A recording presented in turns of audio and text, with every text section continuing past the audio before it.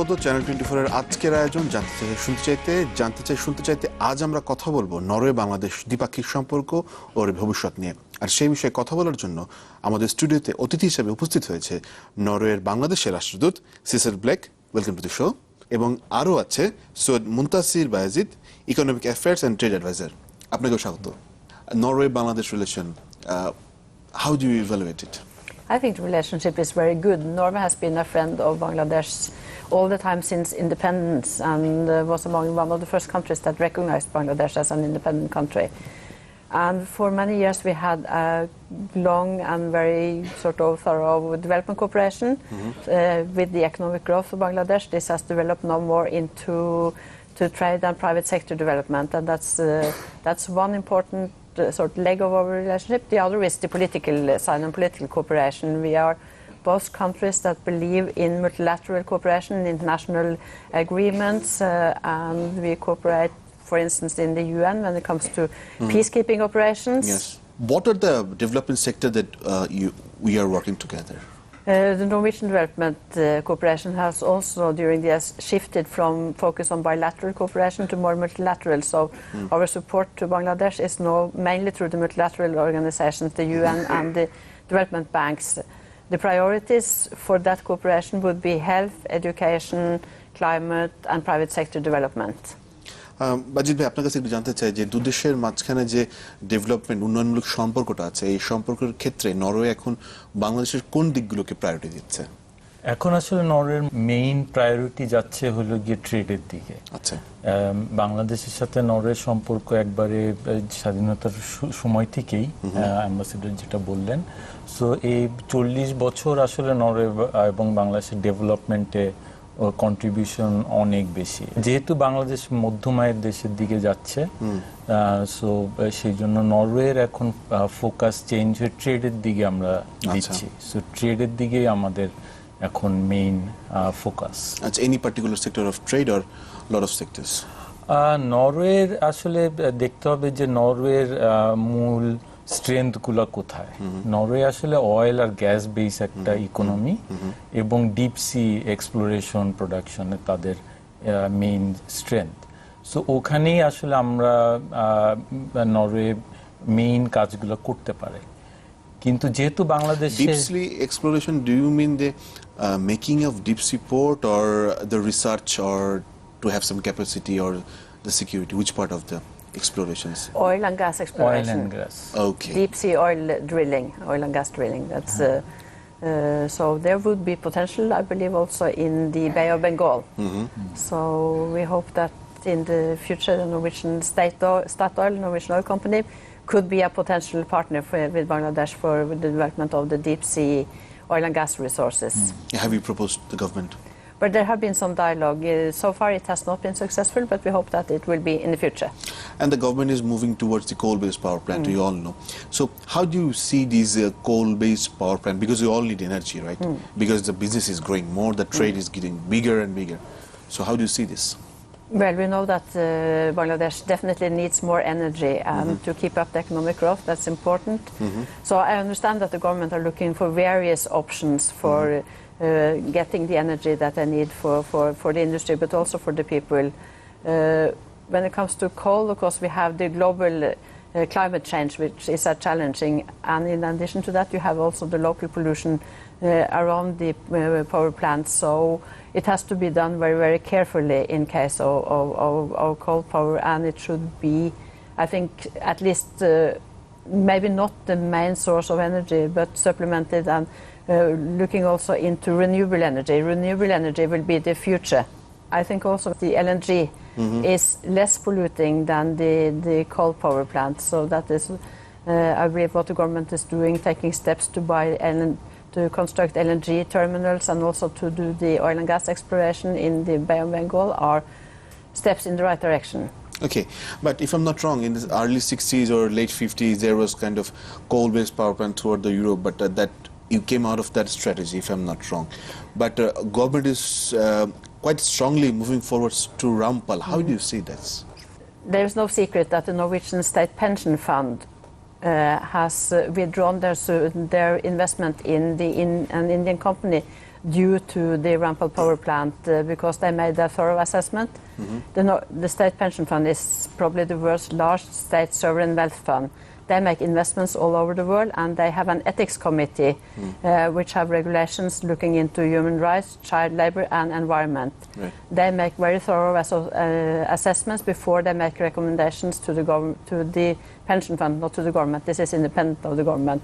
To the pension fund to withdraw. And they have made this assessment when it comes to the Rampal power plant and recommended that the pension fund should withdraw its investment in this Indian company who is part of the construction. So, but do you have any proposal, or have you requested the government or to move back, or do you have any kind of such proposal? That's not for us to do. That is the government. But that can be a good suggestion because it's going to destroy the environment. It's not the role of the Norwegian government to give advice on that level to the government of Bangladesh. But what we have done is, of course, also looking for Norwegian companies that could invest in renewable energy, and we hope that they will move forward when it comes to solar power plants. And Bangladesh is a country where the solar power plant can be successful story. What do you both of think? Large-scale solar power plant, the biggest challenge is Bangladesh is land. That is also government understood. We have to find a solution for the land. But even then, large Norwegian companies in renewable energy are interested in Bangladesh. Okay. And they are looking Can you name any of those companies? One company is called Skatek Solar. They are quite big and invested in a lot of emerging markets. They have good partners like IFC as their, and Noor Fund as their finance partner. So they are very much technically sound as well as financially sound. So they are trying really hard, and we have progressed quite a bit so far. But they want to invest further. They want to go further. They don't want to only do one project. They want to do several projects. So we need government support for that. They have actually signed a lot of contract with many other companies, but who failed to implement. Right. Because of the land problem, mostly of the land problem. So now government may be thinking some other policy and changing the renewable, especially solar power policy. So which might go in favor of us or against us. In a red line. But we have a good dialogue with the government, and we hope that this will be successful. Yeah. And of course, there might be potential also in the future for wind energy Yeah. Okay. in the Bay of Bengal. Norway has some good experience also when it comes to floating wind power plants. Very new one that's outside the coast of Scotland. I know there's a mapping going on to see what is the potential, and if that mapping is successful, then there might be... And the sea is really big, nearly about Bangladesh, the size of the sea. Yeah. So do you think that's possible? We hope so. I don't know the potential, so they need to make the survey first. Okay. And Norway have such a company to make survey, or? No, we have companies who can construct the power plants, the offshore power plants. Okay. Because that's related to Offshore plants, our offshore oil technology. We can use to match the same technology. I really wanted to know about the trade volume between the countries.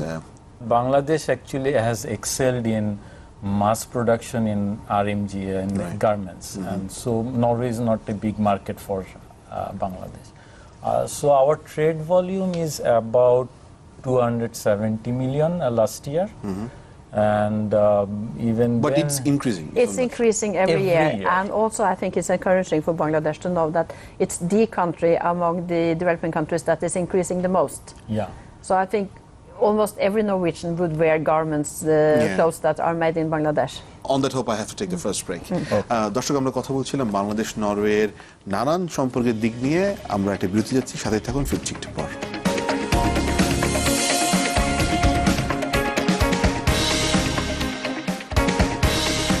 আমন্ত্রণ আরো একবার, জানতে চাই শুনতে চাই। আজকের পর্বে কথা বলছিলাম নরওয়ে বাংলাদেশ সম্পর্কের নানান দিক নিয়ে। আমরা আলোচনা করছিলাম বাংলাদেশের তৈরি পোশাক শিল্প নিয়ে। বাজিদ, আমি আপনার কাছে একটু জানতে চাই, তৈরি পোশাক শিল্পের বাংলাদেশে এটার যে growth through out the world, it's really big. এইটার গ্রোথের পেছেও কিন্তু অনেকগুলো মানে ড্রব্যাকস আছে। একটা বড় ড্রব্যাকস হচ্ছে কি আপনার লেবার রাইটস ইস্যু। এই বিষয়ে নরওয়েজিয়ানদের ওনাদের বক্তব্যটা কেমন? আসলে নরওয়ের যেসব এজেন্ডা নিয়ে বাংলাদেশে কাজ করছে তার মধ্যে একটা বড় এজেন্ডা হচ্ছে হিউম্যান রাইটস। এবং হিউম্যান রাইটসের মধ্যে আমরা যেই বিষয়গুলোতে ফোকাস করছি সেটার মধ্যে লেবার রাইটস এবং ওমেন্স জেন্ডার ইস্যুটাই মোস্টলি আমরা দেখি। আচ্ছা। সো লেবার রাইটস এবং ওয়ার্কিং এনভায়রনমেন্ট যেটা, এই দুটো আসলে বাংলাদেশকে ইমপ্রুভ করতেই হবে প্রোগ্রেস করার জন্য। কারণ এখনো বাংলাদেশের আসলে অনেক কম্পিটিশন আছে যারা আসলে থ্রেট হয়ে দাঁড়াতে পারে যে কোনো দিন, এবং বাংলাদেশে আসলে পোটেনশিয়ালও অনেক আছে। সো এই পোটেনশিয়ালকে অ্যাচিভ করতে হলে বাংলাদেশের ওদিকে যেতেই হবে আসলে। কিন্তু এখন পর্যন্ত আমরা খুব বেশি উন্নতি দেখছি না আর কি। খুব উন্নতিটা আসলে আরেকটু এই ওয়ার্কিং এনভায়রনমেন্ট এবং লেবার রাইটসের যে ইস্যুগুলো, এগুলো আসলে আরো দ্রুত আমাদের ট্যাকেল করতে হবে, তা না হলে অনেকেই আসলে আমাদের ধরে ফেলবে। Excellency, one of the major component of your embassy is like empowering of women. How do you see the progress in the Bangladesh after the independence? I think Bangladesh has done great progress. I think this focus from the government side on the health and education and also on the family planning has been very, very important for poverty reduction, but also important for the status of women and for their freedom to, if you have less children, you have more freedom to do other things than just looking after your family. And I think the garment industry has been very, very important as well, because that has given a lot of women the possibility to earn their own money, to have paid labor. And if you have your own money, you are much more independent. You don't have to rely all the time on your father, your husband. You can make your own decisions, and I believe the status of women in the family has also increased. What's your observation says about their payments, monthly salaries? That's fair enough, or they should increase it more?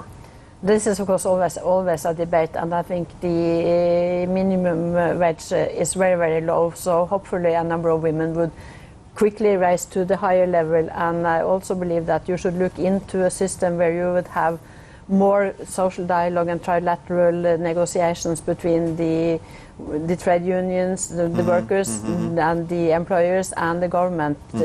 That's the system that has built the good social democratic society in Norway, where we have relying very much on this tripartite dialogue, and everyone should have the right to be heard.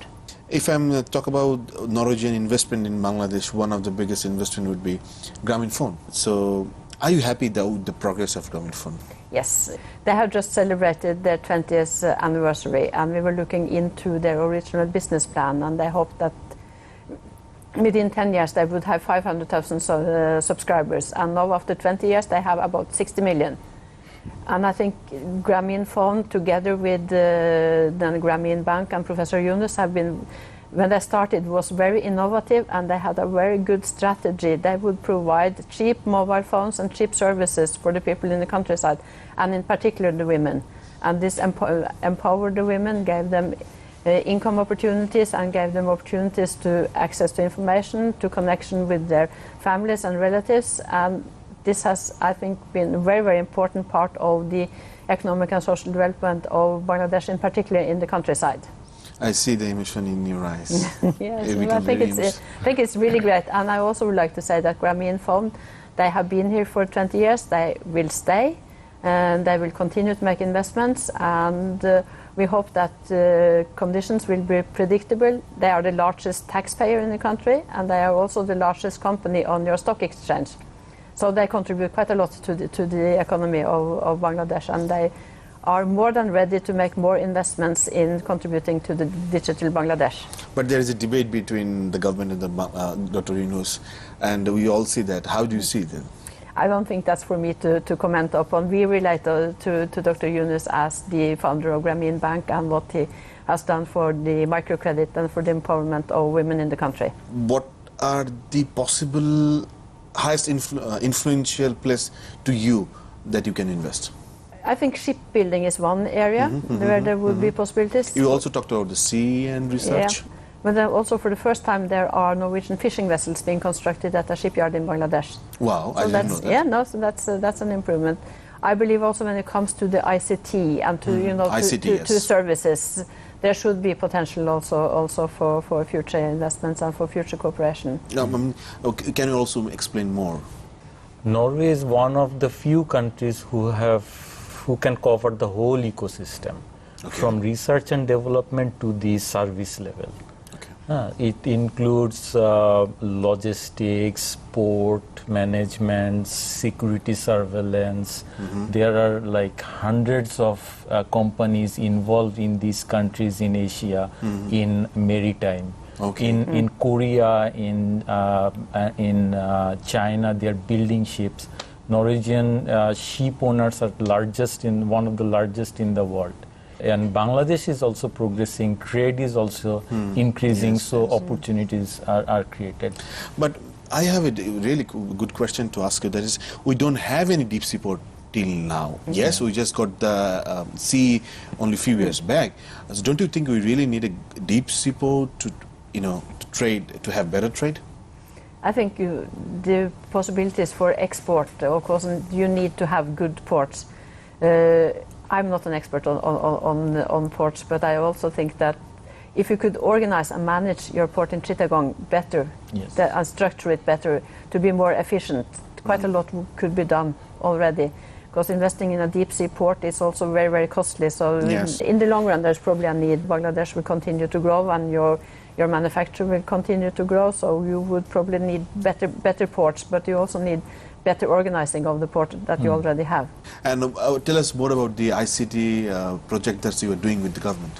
Right now, we are not doing many projects. We are involved in small projects with the government, but we have the ambition of involved with the government in the Digital Bangladesh projects, mostly in e-governance, in like the government working process, improving the working process of the government, as well as giving government services to the citizens.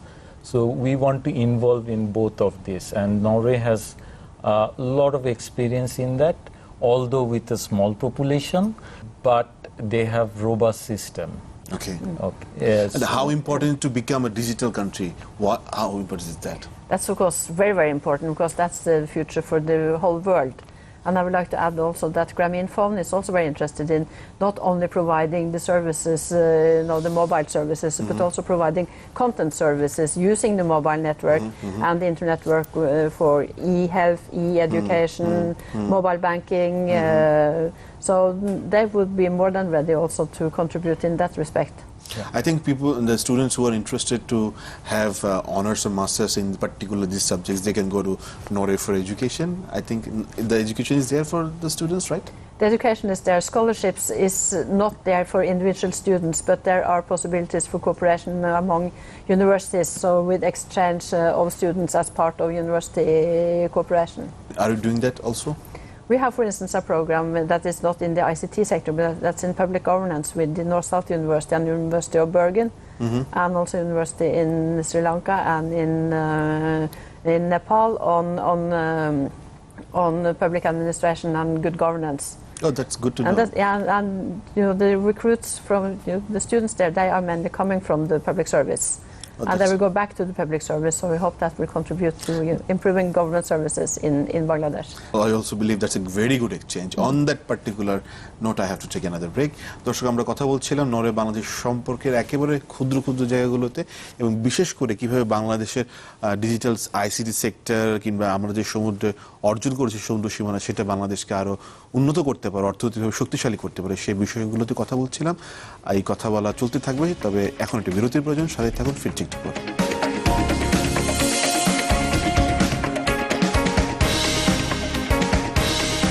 আমন্ত্রণ আরো একবার, জানতে চাই শুনতে চাই। আজকে পর্বে কথা বলছিলাম Syed Muntasir Bayezid, economic affairs and trade adviser, Norway embassy, এবং her excellency Sidsel Bleken. Let's talk about the political relationship between the countries. I really want to know how far it's been there and what are the exchanges we do. We had our the foreign ministers, they know each other quite well, and your foreign minister visited Norway last autumn. Norwegian foreign minister was invited to come here on the Mother Language Day, which was quite an honor, I think. Yeah. And I believe he's the first foreign minister who attended such program. And he was the first Nordic foreign minister ever to visit Bangladesh as well.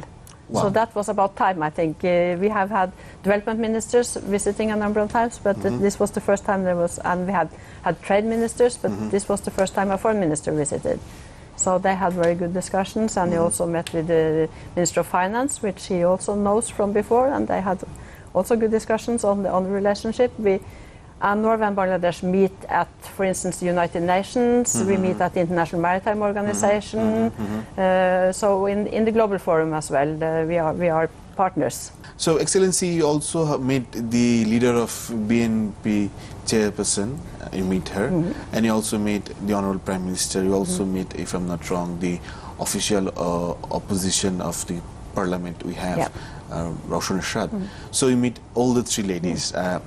What's your feeling after your observation? I really want to know. I think that's sort of part of my education, being in my meeting, all your political leaders or the leaders of the main political parties, to try to understand the dynamics and what are their political programs, what are the challenges, what are the opportunities for the coming elections. So it was. I had very good and interesting. You also met the CEC.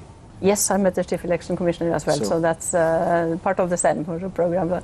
And so it's very interesting, and of course in all the meetings I underline the necessity of free and fair elections and a level playing field for all the political parties, and also the importance that the political parties actually take part in the elections. Right. And do you think it's going to be the free and fair election in the coming one? I hope so. I think what are the coming local elections and the city mayor elections that coming up next year, that will be a test case. Okay. Which is test case for the test case for free and fair elections, and also for elections without violence. Because unfortunately a number of your elections have also been quite violent. What I think is also important is that it's not only what happened on election day, but it's what happens before. And after. Yes, and after as well, yes. But that all parties should have the opportunity to do their campaigning, have election rallies, have meetings. Because now the BNP has just published a 2030 vision, which I think is a good start, because then they present a political program, and that's a foundation for the debate about what will be the future. They have some very important elements on health and education, and also about the independence of the judiciary. I think that's independence of judiciary, of the Election Commission, of the Human Rights Commission, of the Anti-Corruption Commission. Those are very important elements in a country, and they should, and not the least the judiciary, because they should all be independent. And it's important that I think we all stand by the Bangladeshi society in trying to maintain the independence of such institutions. Okay, let's talk about how free press in Norway you see, and how the press is free in Bangladesh. What do you think? Yeah, of course, we just had the International Press Freedom Day, and the Journalists Without Borders, they published the index on the free press, and this time Norway was on top of the index. So we have a very free press in Norway, and we have a press that's also responsible and that have their own system. So you can complain if you think the press is treating you unfair, making biased news. You can complain to this organ, and then they would make an independent assessment and rectify if they are wrong. Unfortunately, Bangladesh on the same index came fairly low, and I believe also even lower this year than the year before, which of course is a development in the wrong direction. So there's definitely room for improvement, and I believe there are a number of challenges, and part of it is also the freedom. The journalists are, sometimes they are accused of various things, which does not necessarily have to do with their news reporting, but it looks to be politically biased. And then there are also self-censorship, and that does not only come from journalists. I think that also comes sometimes from the owners of the media. We are about to close the show, and we have to end the show. But before, as I have one question to both of you. First, I'll know from Mr. Baji that as Bangladesh is going to aim to become the middle-income country, where we really need to focus? Where do you see the challenge? And the same question to you, how do you gonna cooperate us to cover up the challenge? First, I'd like to know from Bayezid. I will talk about two aspects. One is the labor issue, not only the labor environment and the labor rights, it's also the skill of the labor. We saw like our productivity level is much lower than many countries in Such as? Asia. Okay. For example, the production hub of the world is China. Yeah. So if we benchmark, China is about 88% productivity, our productivity hovering around 65, 66. So we need to improve on our skill, and not only in a particular skill of RMG, in other industries like leather and ceramics, and many other like And we IT. can't compromise that. Yeah. So we need to focus on that to improve better, do better in a less costly way. Okay. Okay, then we can actually provide better environment, better payment. So if our productivity is high, we can make better profit even. And number two is we cannot forget about environment for the sake of development, because it's a sustainability question. If we cannot sustain, no matter how much economically you develop, it will not matter anymore. On this particular 2 points, how Norway going to help us or coordinate us or cooperate us? I think this is mainly for Bangladesh to do. We can give our advice and our support, and I would like to point to one other element as well, and that is the importance of including more women in the formal labor market. I believe In all level, in all level, and of course you need to have more women also on the higher level, not only at unskilled, but you need skilled labor, and you need women in management positions as well. And I think it was today or yesterday I read in one of the newspapers about a study from the World Bank showing that, you know, increasing the female participation in the labor market would increase your GDP substantially as well, and that's I think is very, very important. And Norway would support in the way we can, and also, you know, being an example about how we organize the work in our country, and how Norwegian companies who invest in this in Bangladesh, how they do their investment and how they employ people, what kind of culture they have in their businesses. That is a way of assisting as well. Thank you both of you for coming to the show, and it's been really learning experience for me. দর্শক, আমরা কথা বলছিলাম Norway বাংলাদেশের দ্বিপাক্ষিক সম্পর্ক নিয়ে। মধ্য আয়ের দেশ হতে বাংলাদেশের জন্য তাদের মতে সবচেয়ে বড় চ্যালেঞ্জ হচ্ছে গিয়ে লেবার মার্কেটে আনরেস্ট দূর করা, পাশাপাশি সেখানে প্রপার ওয়েজ দেওয়া এবং নারীর আর্থিক ক্ষমতা নিশ্চিত করা। এগুলো সম্ভব করা গেলে বাংলাদেশ মধ্যম আয়ের দেশ হতে কোনো বাধাই পেরোবে না। দেখা হবে আগামী পর্বে।